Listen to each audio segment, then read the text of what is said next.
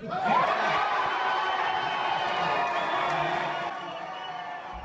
anticipation ends in celebration for Bison Nation tonight. Good evening, everyone, and thank you so much for joining us. I'm Krista Babe. It's Selection Sunday, and the Bison men's basketball team found out they're heading back to Washington State for the first round of the NCAA tournament. Valley News Team's Alex Egan joins us right away. And Alex, we saw the players' first reaction there, but how are they feeling about this matchup now? You know, I heard the words ready and excited a lot today from Bison players and coaches. And the Bison, they learned they will be headed to Seattle as the 15th seed in the South region. They will be playing Gonzaga as the 2nd seed in the region. Gonzaga spent a good portion of this year ranked in the top 5 of the NCAA basketball polls this year. Bison head coach Dave Richmond had a few ideas of where the Bison might be heading and who they might be playing, and they know it will be a big matchup. We know what we're up against. This is a very good team. Mark Few has done a tremendous job. I don't know the numbers. They're probably the winningest program in the last 10 years.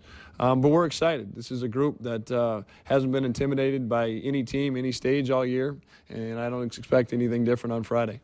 Hey, Krista, we will have much more from the Bison and from the team as they're expecting what they're expecting a little bit later on in sports. All right, thank you so much, Alex. We look forward to that. Burning leaves sparked 2 grass fires in Glendon this afternoon near Buffalo River State Park. Authorities say a woman was burning leaves when the flames grew out of control and started the first grass fire right off of Highway 10.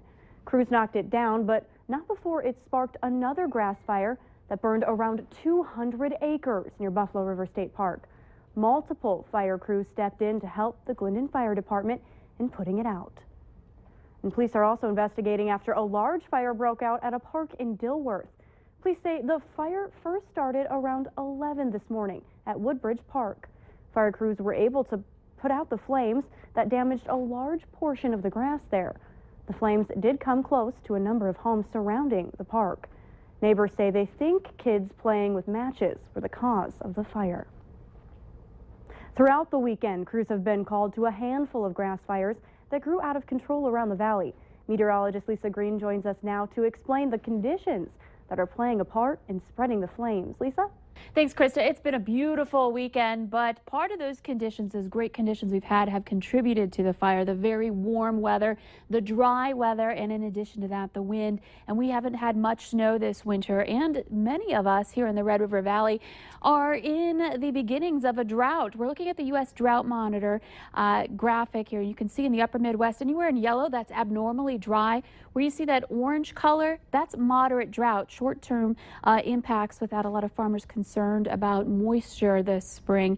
And that means dry grasses out there, dry fuels for any fires that might get started. Again, a warm day, an historically warm day. In fact, we had a high of 75 degrees in Fargo. Old record was 62, so we just annihilated that record with a high of 75. And in addition to that, it's the earliest 70-degree record, or it's 70-degree temperature on record for any year as far as we're concerned here. So March 15th, the earliest 70-degree temperature, high of 75 degrees. Grand Forks also broke a record. Jamestown down toward Aberdeen. And for Wheaton, they also keep records there, also breaking records today. So a very, very warm day.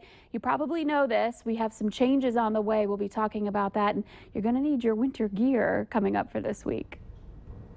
One man is in custody after police responded to a man breaking into an apartment complex in Grand Forks this morning. 27-year-old Tom Tormanen was arrested for breaking through apartment windows at Alcott Manor. Tormanen ran and hid under a pickup truck, but police officers and a K-9 unit were able to find him.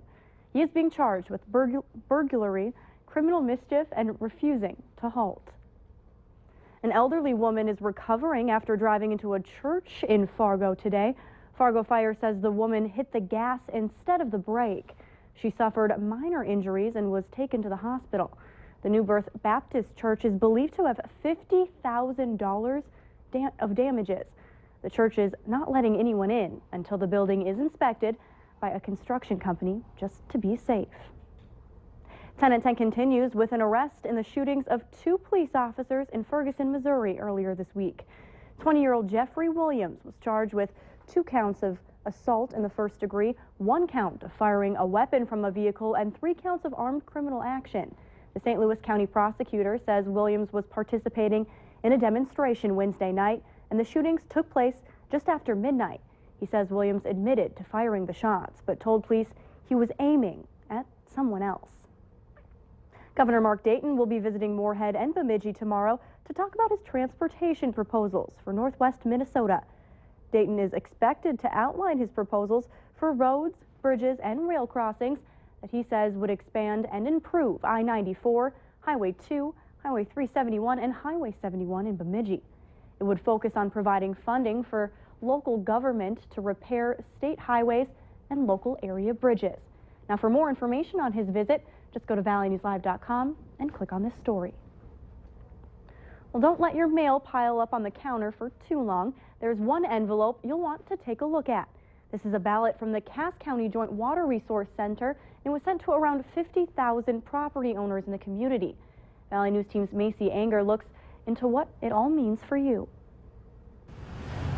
Construction is in the early stages of the diversion project. I think it's something we have to do. I mean, year after year, this town is flooded.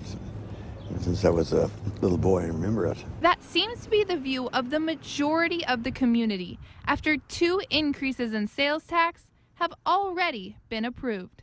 But now the community has the chance to weigh in on how that funding is spent. Yeah, both my wife and I are going to vote for it. Each vote in a ballot sent out to property owners is based on a few things, including how much it benefits you, your property value, and its size.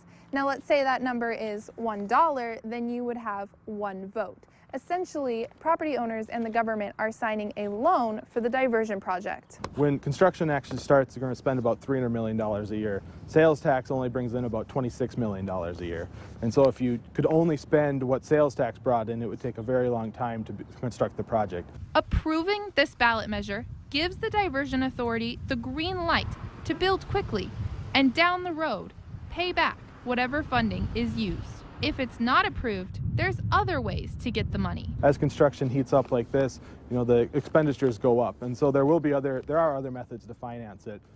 They could levy straight to property taxes. They could do other sort of obligation bonds. To make your decision count, you must check yes or no by April 30th. Macy Inger, Valley News Live.